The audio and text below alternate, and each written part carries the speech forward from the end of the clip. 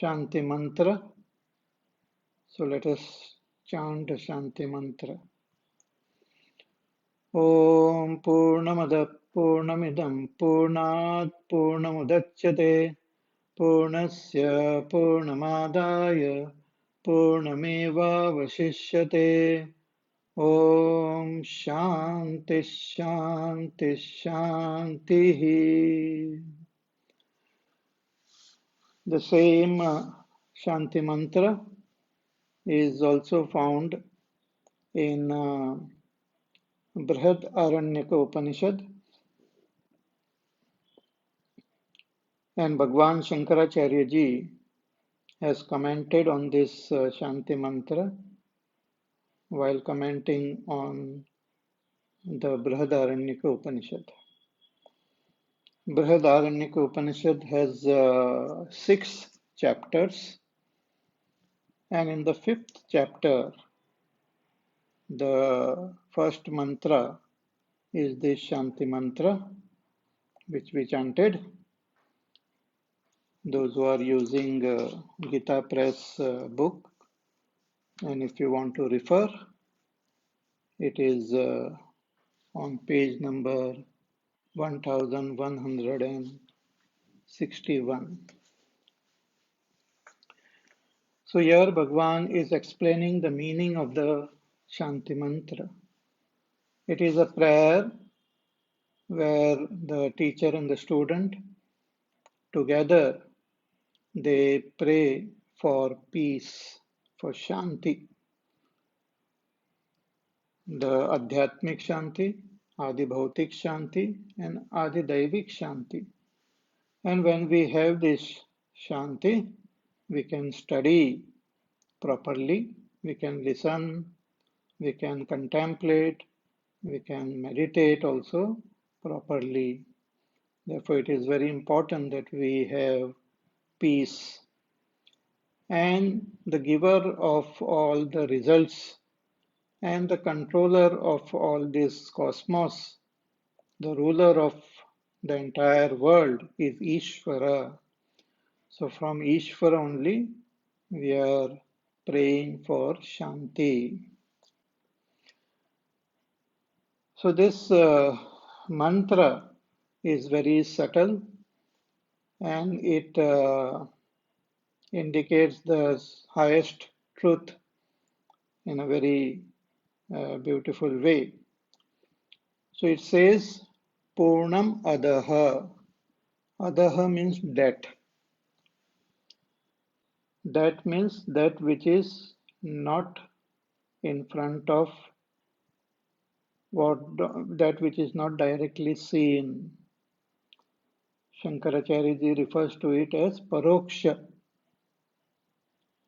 that which is not directly seen or pursued through our senses,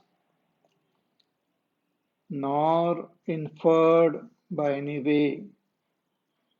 So that is referred to as that, means that Supreme Brahma. That Brahma cannot be seen through the senses, that Brahma cannot be inferred by any of our methods of inference. Therefore, it is referred to as that. So that is Purna. Purna means complete. Purna means whole, complete. Complete means all, it includes everything. It lacks nothing. Since it includes everything, it is from it everything can emerge also. It is the substratum of everything. So that is Purna. So that Brahma is referred to here as Purna, Purnam Adaha. And we are at present experiencing this world. This world is referred to as Idam, as this. all that we experience as this is the world only. When we look through our senses, we experience Shabda, Sparsha, Rupa, Rasa, and Gandha. All this is the outer world. But we experience this world with the help of our senses. So, the ears, the skin, the eyes, the nose, the tongue, with the help of these sense organs, we experience the world. But these sense organs are also made from the same material which go to make the world. So the sense organs are also part of the world. They are also experienced as idam, as this. We experience whatever information we get through the sense organ with the help of our antakkarana, our buddhi. But this antakkarana is also part of the prakriti only. So from Bhagwan's prakriti alone, this antakkarana is also born. So it is also idam, that is also referred to as this. So all this is referred to here as idam. The one who is experiencing all this is aham, and all this is idam. So what is this, all this? So here the Upanishad says, this is also Purnam. This whole world, all the senses, all the mind, everything, all that we experience is also Purna. But there is a contradiction here. How can we say it is Purna? Because the senses are limited, the mind is limited, it is not all pervading. The, the what you call the earth, the waters are limited. So how can we say they are Purna? So what is seen is that itself is not Purna, but that because of which, or that which is expressing as this world is Purna. Shankaracharya ji writes कि that's what you call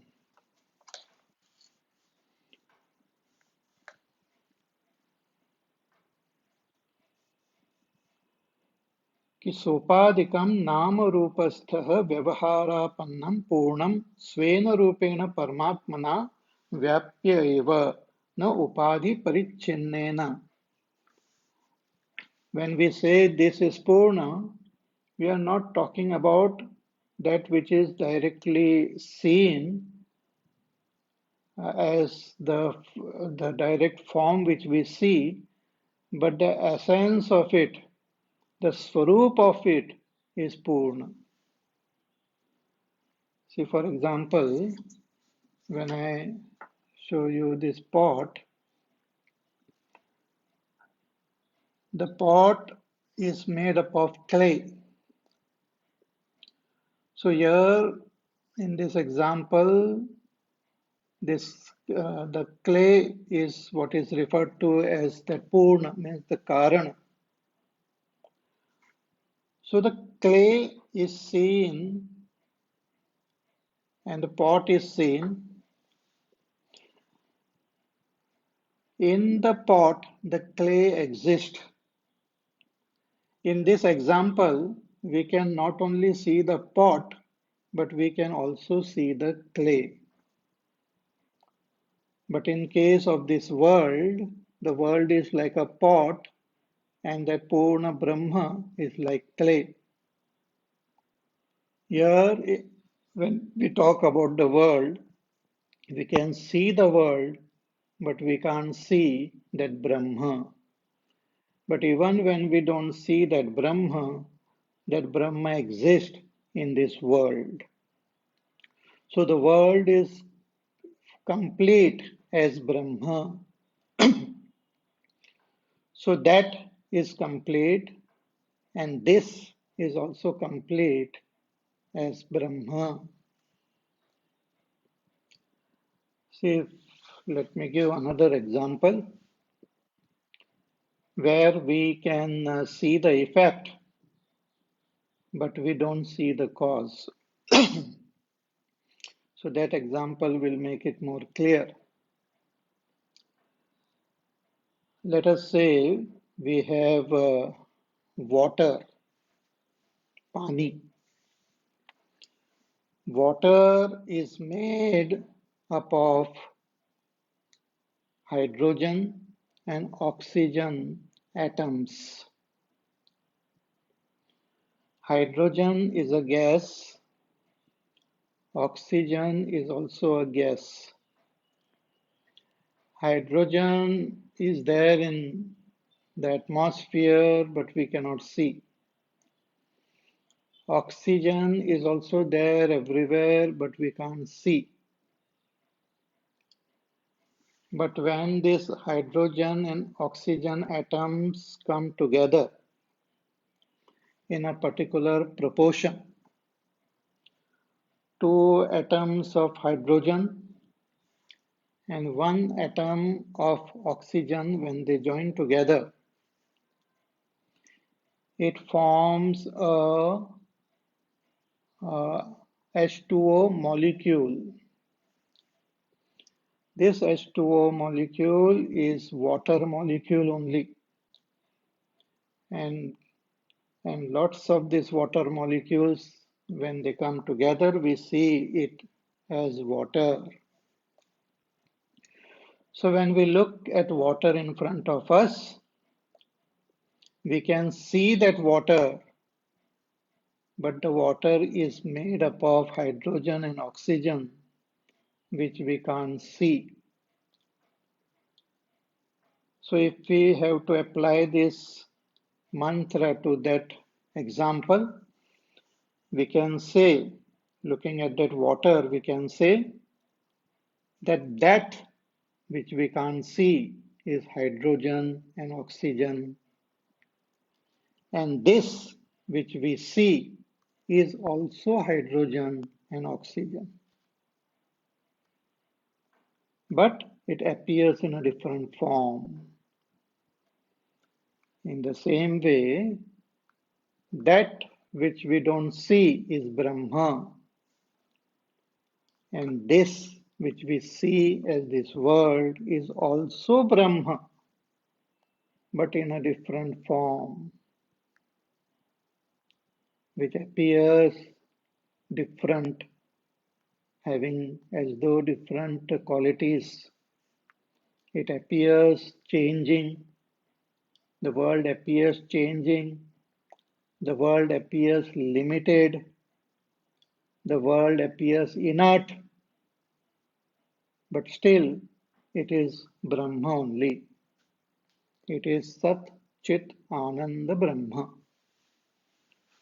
That is the meaning of these two words, Purnam Adaha and Purnam Idam.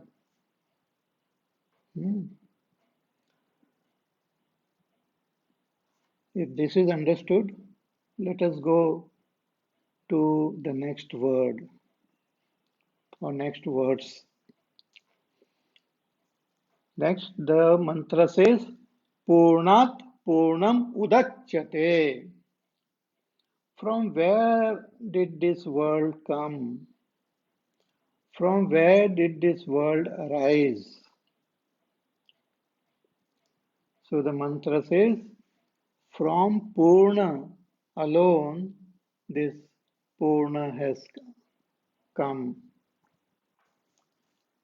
Shankaracharya ji, he writes, Kitad idam Visheshapannam Karyatmakam Brahma, that which is seen in front of us, having certain qualities, which is the effect, which is also referred to as Karya Brahma, effect Brahma. This has come from that Purna alone. Purnat Karanatmanah Udachyata Udrichyata Udgachyati iti etat. This world has also come, means arose, appears from that Purna Brahma alone.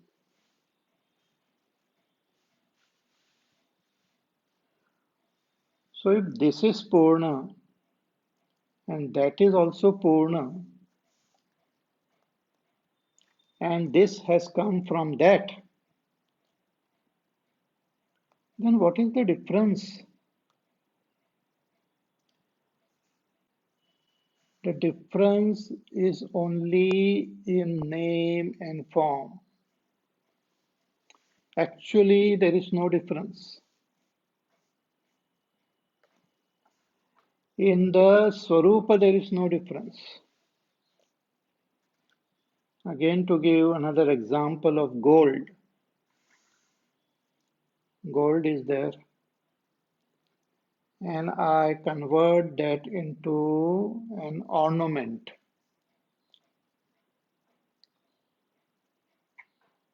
So before that ornament was made, it was gold. And now that it appears in the form of ornament, what is it? Now also it is gold. So as gold, there is no difference.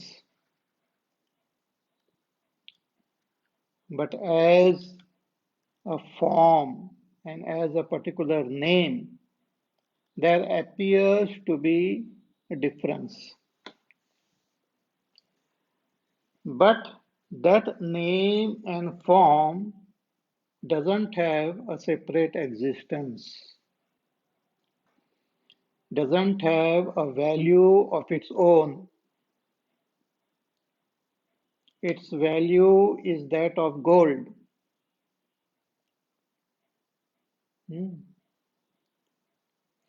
Similarly, that is Brahma, that supreme transcendental Brahma, which is referred to in other Upanishad as Satyam Jnanam Anantam Brahma, that which is complete, that Brahma, from that Brahma alone appears this world. But when that Brahma appears like this world, when that Brahma as though becomes this world, does the Brahma change? Says no.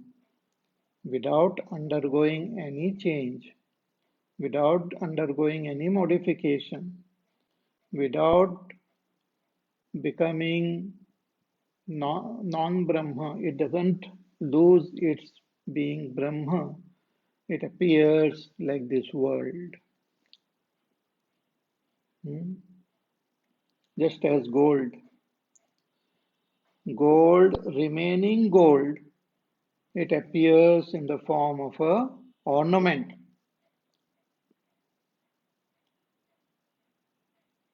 Before it was an ornament, it was gold. Now also it is gold as an ornament. It appears to have something extra, but there is nothing extra there because there is nothing other than gold there. The form is also gold, the name is also of gold. This relationship between the world and Brahma has to be understood properly.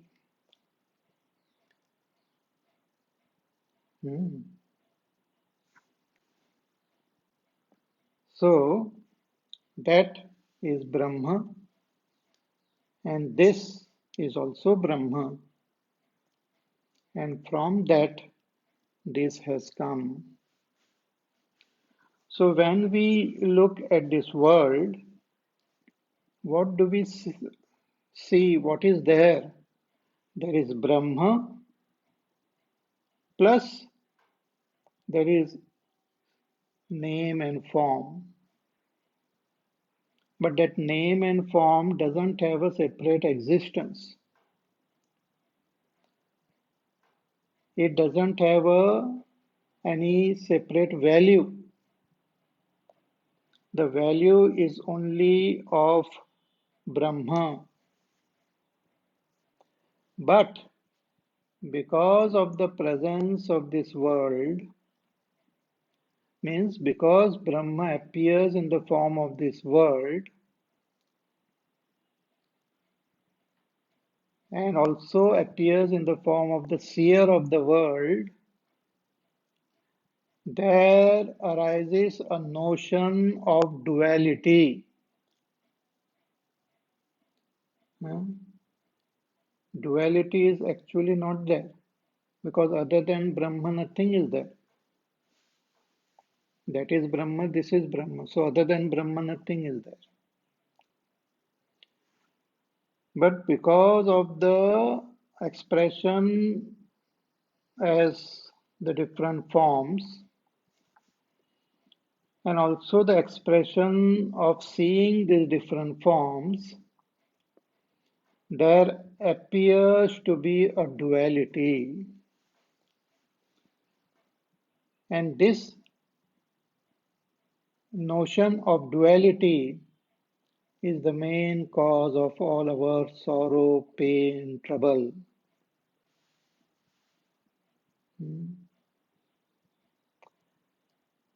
It is caused by the not knowing the essence, by getting involved with the appearance.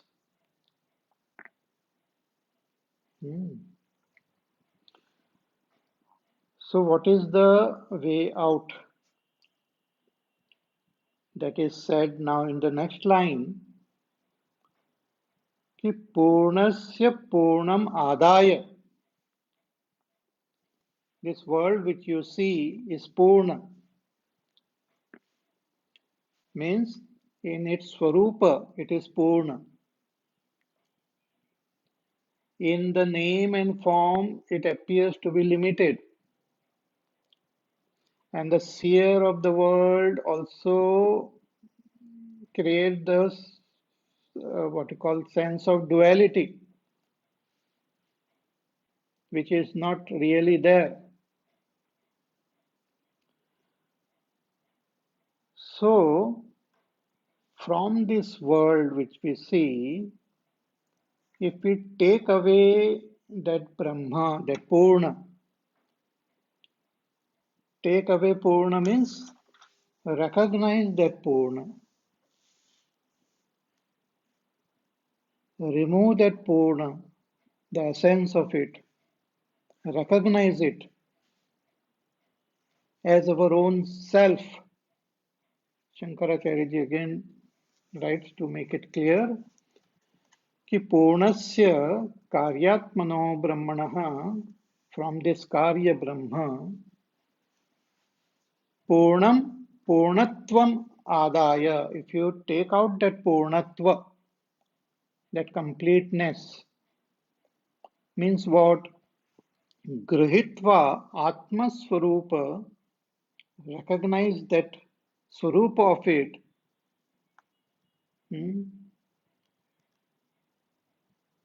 Eka rasatvam apadya, understand that it is one through proper knowledge, recognize that Brahma Tattva.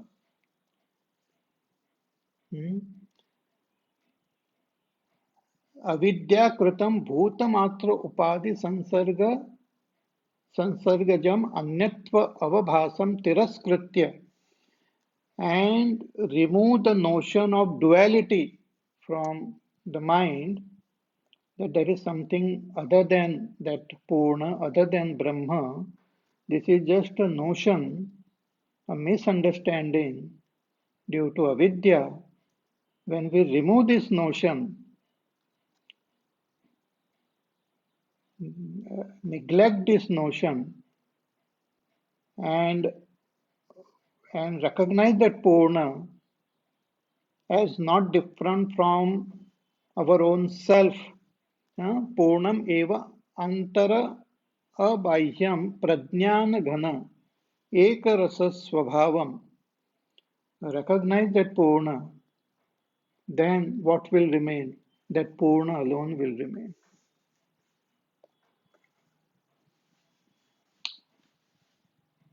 Okay, let me give that example again of gold. When that gold is converted into a beautiful ornament. So when we look at that ornament, it has got a beautiful form, it has got a beautiful name, let us say a necklace with, with a fantastic design. So when somebody shows that to me, I say it is a necklace. It has got such a lovely form. But then that necklace is made up of gold. From the standpoint of gold, which is the swarup of that necklace, there is nothing other than gold. So from gold alone that necklace has come. So let us say you take a little piece of that necklace. What do you get in your hand? Gold. Then you take another piece. What do you have? Gold. So keep on taking little pieces from that necklace. What do you have in your hand? Gold. When all this gold is removed from that necklace, what remains? Gold alone remains. In the same way, when we take away that Brahma with our thinking, with our understanding, when we recognize that Brahma and hold on to that Brahma, then what will remain? Brahma alone will remain. Because other than Brahma, nothing is there. There will be absence of everything other than Brahma. I hope you understood. So let me repeat. So the mantra, it says, Ki Purnam Adaha. It is talking to us only who are experiencing this world. The Shastras, they are talking to us. We are experiencing this world. The Shastra says, no doubt you are seeing this world, but there is something which you are not seeing. That is Purna. While looking at this world, in the world itself, that is Purna. That Karan is there, that cause is there of this world, which is Purna.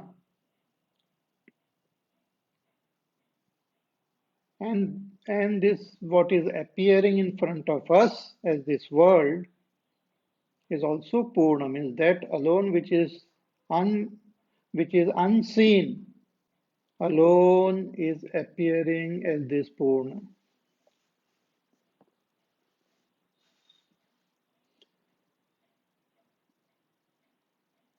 See, for example, a person is there, your friend, hmm,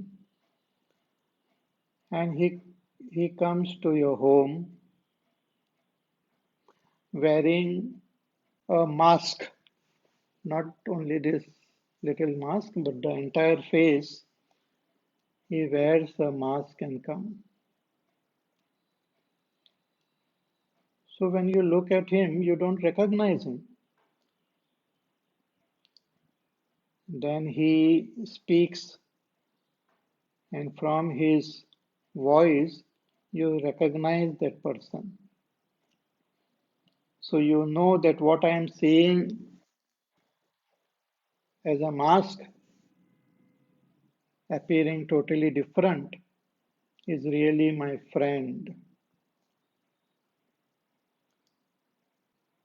And when he removes that mask, I recognize him completely. Then there remains no confusion. In the same way, the world which we see, the cause of this world, the swarup of this world is Brahma, that Purna Brahma. So Adaha Purnam, Idam Purnam, this is also Purna. And this world has come from that Brahma alone. But when it comes from that Brahma, when we see this world,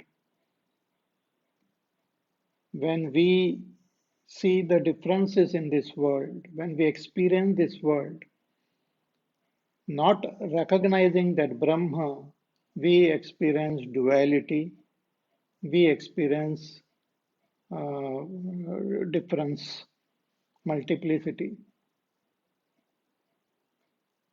And because of this ignorance, we suffer. So, with the help of the Shastras, when we come to understand things properly, we come to recognize that Brahma as our own self, means we take away that Brahma from this world. We take the essence of this world that is called Purnam, Purnasya Purnam Adaya. Take that Purna from this world, leave away the name and form, pick up that Purna as your own self, then what will remain? That Purna alone will remain. Because other than that, nothing is there. So this is a very subtle mantra which conveys the very essence of the teaching of the Upanishad. And it is mentioned here in the beginning itself. So briefly we have seen the meaning of this mantra. So keep it in mind. And we shall, whenever we chant this mantra, let the meaning come in your mind. So let us chant again, and then we will proceed with the study of this Upanishad. Om Purnamada Purnamidam Purnat Purnamudachyate Purnasya Purnamadaya Purnameva Vashishyate Om Shanti Shanti Shanti. Hari Om. After this Shanti Mantra, the Upanishad now begins. This Upanishad is called Ishavasya Upanishad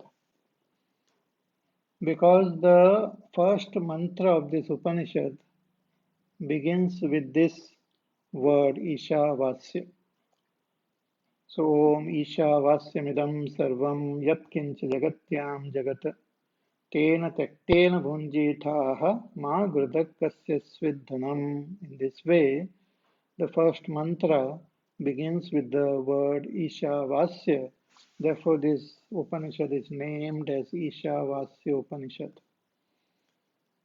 Just as even Kena Upanishad is named as Kena Upanishad because it begins with the word Kena. Keneshitam patati preshitam manaha. Some of the Upanishads are named after the rishi like Kathopanishad, Kathaka Rishi. Some Upanishads are named according to the contents, like Prashna Upanishad. It is there are six disciples who come and ask six questions. But this is Ishavasya Upanishad. Before we begin to see the meaning of this first mantra, Bhagwan Shankaracharya ji has written an introductory commentary that we will study before we study the first mantra. So this Upanishad is found in the Shukla Yajurveda, in the 40th chapter of Shukla Yajurveda.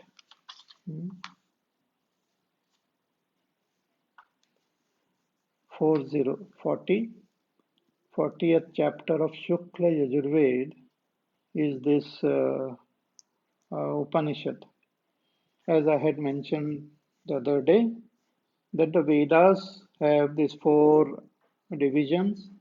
The first is called Mantra, then is called Brahmana, then Aranyaka and Upanishad. Generally, the Upanishad comes at the end of the Vedas, but sometimes they appear in the beginning portion also. So this particular Upanishad comes in the Mantra Bhag of the Vedas. Therefore, there are some people who misunderstand this mantra to be part of the ritual. Some people think, since it is in the beginning portion of the Veda, they think this Upanishad is part of the Karma Kanda, part of a ritual, that we should use this mantra to do some ritual. Because in the beginning portion of this Vedas, in the Mantra Bhag, there are stutis of the Devatas, there are stutis of nature, and then these stutis are utilized in some ritual. Like, for example, there will be a stuti in praise of Lord, what you call this wind god, and then there will be some ritual to worship wind god. Or there will be a stuti of Agni Devata, like Rig Veda begins with a stuti of Agni Devata. Agni Mive. And then some rituals are there in which we make use of this stuti. Because before worshipping the Devata, we should know the value of this Devata, the greatness of this Devata. So the stutis are there. So since this Upanishad is found in the mantra bhag of the Veda, some people think that this also must be stuti, that here no doubt it talks about that Brahma, it talks about that Shuddha Atma, but maybe it is part of ritual that you understand that Brahma is Satyam Jnanam Anantam and worship and kindle the fire and give ahuti so that you can gain punya and go to Swarga. Because all the rituals which are mentioned in the previous portion of the Vedas, when we perform them, we acquire punya. If we do it with sakam bhavana, we get the desired result. Also, we acquire punya. We can go to Swarga. But all these results of karma kanda, they are limited. They cannot give us moksha. So there are people who say that no, this Upanishad, since it is in the mantra bhag, this must be part of the ritual only. So in order to remove this misunderstanding, Bhagwan Shankaracharya ji, in the introductory commentary, he refutes this notion. He said, this is not true, this is not proper. Hmm? So that we shall read and understand. It's interesting. So we should have a lot of patience and that focus to study this Upanishads. And therefore, if you have the book with you, that is the best. Adi Shankaracharya's Bhashya we will study. So let me chant the Bhashya. Bhagwan says, Ki Ishavasya इत्यादयो मंत्राः कर्मसु aviniyuktaha. Bhagwan says that these mantras of this Ishavasya Upanishad, beginning with Ishavasya, these mantras are not meant for karma kanda. You don't have to use this mantra for karma kanda. They are not meant for karma.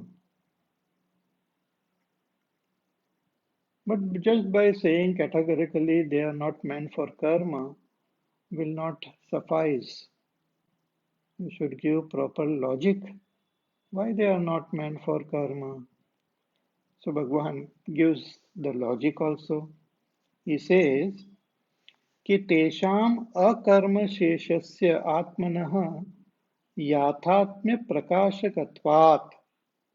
Because these mantras, they give the knowledge of the real nature of the self.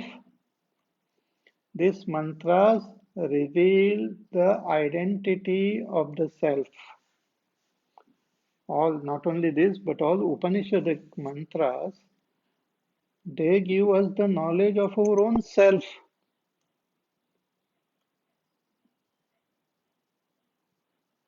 Therefore, it is not a part of any ritual. But one may say, what is this? Just because it gives knowledge of the self, why it is not part of any ritual? Bhagwan says, what type of self it is indicating, you know? It is talking about yourself. And who is this self? What is the nature of that self? He says,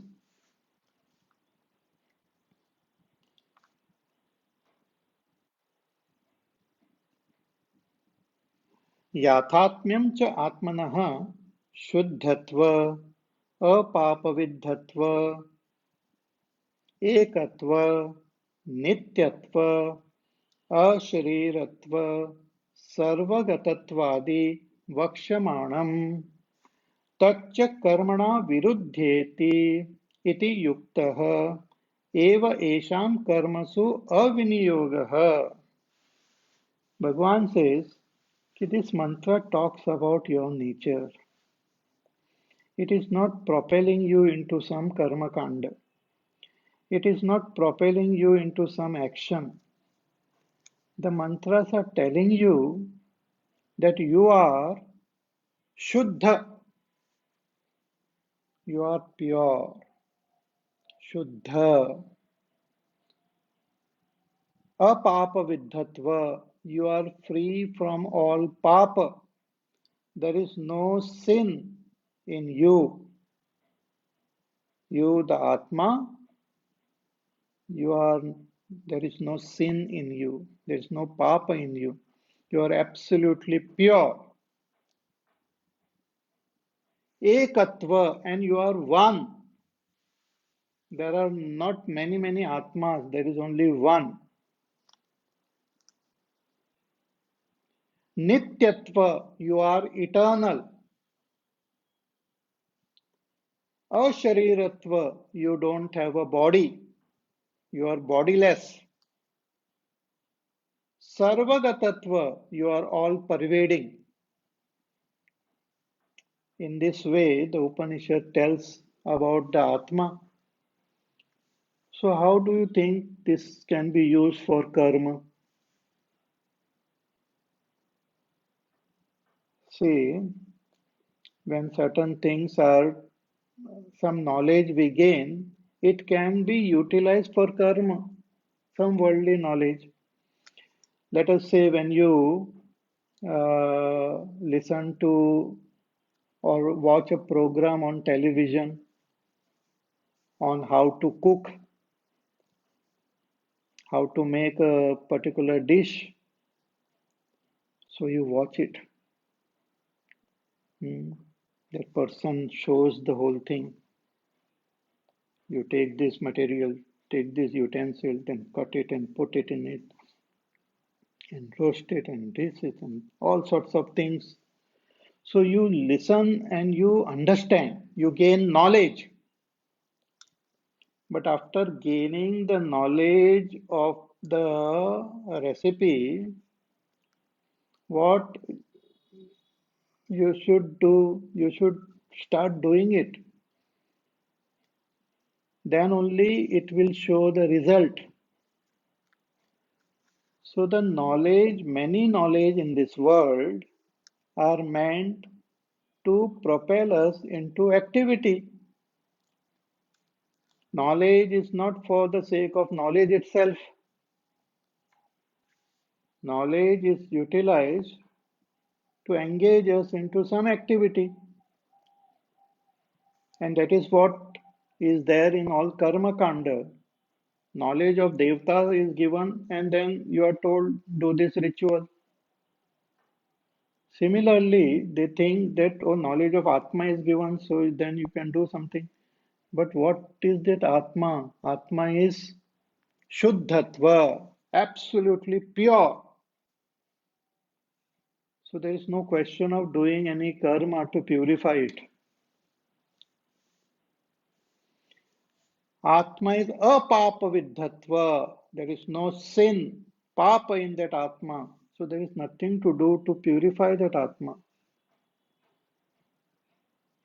Ekatva, Atma is one, means there is no duality. All actions happen in the field of duality. When you understand that oneness, no action is required then. You have to just know. You don't have to do anything. You have to recognize that oneness. Ekatva.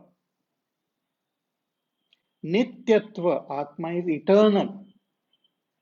You don't have to do anything about it. It is eternal. You don't have to make it eternal. Ashariratva. Atma doesn't have a body. It is devoid of body. So there is no question of engaging it into some action. Sarvagatatva, it is all pervading. That is the nature of Atma which is revealed in the Upanishad. Not only in this Ishavasya Upanishad, but other Upanishad also. Therefore, the knowledge is not associated with some karma. The knowledge is not given to be associated with some karma. That knowledge itself will liberate us. We don't have to do anything. Hmm? Therefore, Bhagavan says, Tacha karmana viruddheta iti. Therefore, it is opposed to any karma. There is no question of any karma associated with this knowledge. Hmm? So, yukta eva esham karmasu aviniyogaha. Therefore, this Upanishad is not a part of karma. It is not to be used in some karma kanda. You don't have to chant this mantra and offer ahutis. You have to understand and be free. Hmm? Then again Bhagavan says, Shankaracharya ji, that where do you have to use that karma? When do you use that karma? See, when I am ignorant and I think I am the doer, I utilize karma. And with karma, what do I attain? There are four things which we attain through karma. Bhagavan says, Shankaracharya ji, कि नहीं एवं लक्षणम आत्मनः याथात्म्यम उत्पाद्यम विकार्यम आप्यम संस्कार्यम कर्तृ रूपम वा येन कर्म शेषता स्यात्. That this atma cannot be involved with karma because it doesn't have any of these features which are utilized in karma.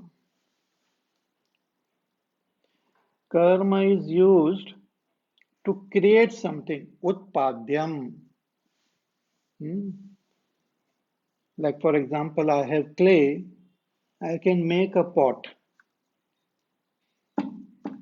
Clay is there, so I do some karma to convert it into a pot.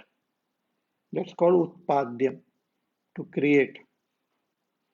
Create means not out of nothing, but change it from one form to another form. So for that I need karma. To convert the clay into a pot, I have to do something. Then again, if I have to break that pot, I have to do something. It cannot just break, I have to break it. So vikaryam, to spoil or to change, I have to do karma. Or samskarya, if I want to make it, beautify it, then I should do, if I can paint it, I can make nice flowers or something on this. So to beautify, that's called samskar. I have to do karma. Hmm? Or apyam, or if I have to go somewhere, or I have to take this pot to some other place, then I have to put forth effort. I have to do karma. I have to take it to the market, then I have to take it. But all this cannot be used in Atma. In Atma, there is nothing to create. Atma is all pervading. Okay, once I gain this knowledge, okay, now do karma to create. Create what? There is nothing to create in Atma. Okay, you gain self knowledge, now you spoil that Atma. It cannot be spoiled. There is no vikar. Okay, at least beautify that Atma. Atma is ever pure. No samskar can be given to that Atma. Okay, you have gained the knowledge of Atma, now go and meet that Atma. Atma is all pervading. There is nowhere to go to meet that Atma. Therefore, the Upanishadic mantras give knowledge per se, not knowledge associated with karma, not knowledge meant to be utilized for karma. Also, the Atma is akarta, abhokta. So, who will do karma? For whose sake? कर्तृत्व भोक्तृत्व रूपम वा येन कर्म शेषता स्यात्. Atma is not karta nor bhokta. So there is no question of doing some karma. So these mantras are meant to be understood, and one has to gain abidance in the meaning of these mantras. The meaning of the mantra is our own self. So the mantras of the Upanishads are pointing out the self to us, which we have to know and, and remain as self. These mantras are not propelling us to do something. Not that you have to know the Upanishad and start doing something. Hmm. So this is very important and interesting. So more about this we will see in our class tomorrow. And tomorrow we will begin seeing the first mantra, which is very beautiful. So till then, you take care, be happy, safe, peaceful, healthy, do your work, do your sadhana, and we shall meet again tomorrow. Hari Om. Shri Ram Jaya Ram Jaya Jaya Ram. Shri Ram Jaya Ram Jaya Jaya Ram. Shri Ram Jaya Ram Jaya Jaya Ram. Shri Ram Jaya Ram Jaya Jaya Ram. Shri Ram Jaya Ram Jaya Jaya Ram. Shri Ram Jaya Ram Jaya Jaya Ram. Shri Ram Jaya Ram Jaya Jaya Ram. Shri Ram Jaya Ram Jaya Jaya Ram. Shri Ram Jaya Ram Jaya Jaya Ram. Shri Ram Jaya Ram Jaya Jaya Ram. Shri Ram Jaya Ram Jaya Jaya Ram. Shri Ram Jaya Ram Jaya Jaya Ram. Shri Ram Jaya Ram Jaya Jaya Ram. Shri Ram Jaya Ram Jaya Jaya Ram. Shri Ram Jaya Ram Jaya Jaya Ram. Shri Ram Jaya Ram Jaya Jaya Ram. Jaya Jaya Ram Jaya Jaya Ram. बोलिए सियावर रामचंद्र भगवान की जय. ॐ पूर्णमदः पूर्णमिदं पूर्णात् पूर्णमुदच्यते पूर्णस्य पूर्णमादाय पूर्णमेवावशिष्यते. ॐ शान्तिः शान्तिः शान्तिः. हरिः ॐ श्रीगुरुभ्यो नमः. हरिः ॐ.